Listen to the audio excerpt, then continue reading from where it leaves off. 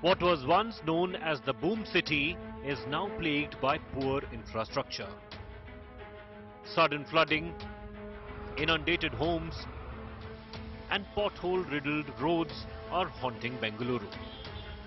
Rich or poor, no one is spared by the civic horror, and shows how India's Silicon Valley is turning out to be.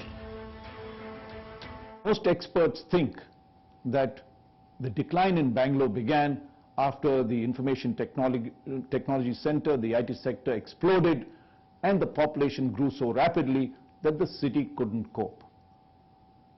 But in my report that I did for India Today in 1983, a cover story that I did called The Boom City, Bangalore was booming long before the IT sector came.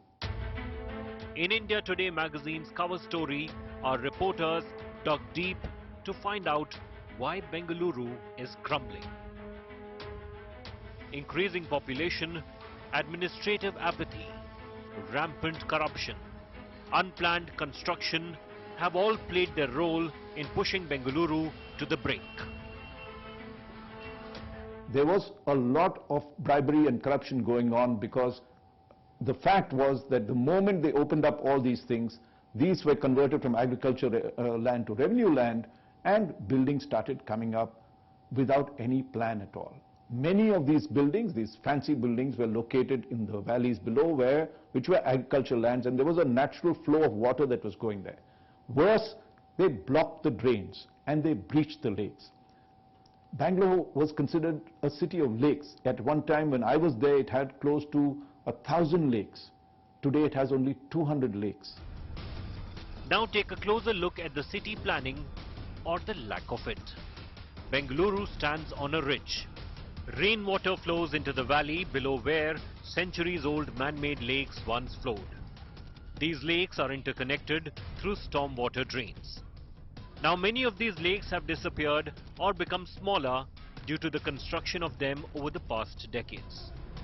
Stormwater drains too are blocked due to poorly planned construction and maintenance. So when it rains heavily, water has nowhere to go. Public-private partnership. Bangalore is a fantastic city in terms of technologies, has some of the brightest brains in the country. If they combine with government, they can do wonders to change the city.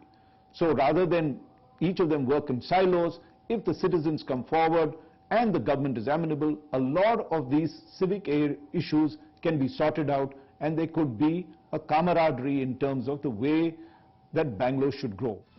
And this is what we get. A city hurtling towards more disasters. The beauty of Bengaluru has been ruined by several issues.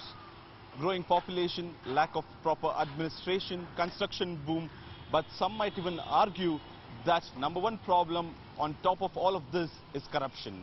Nagarjun Dwarkanath for India Today.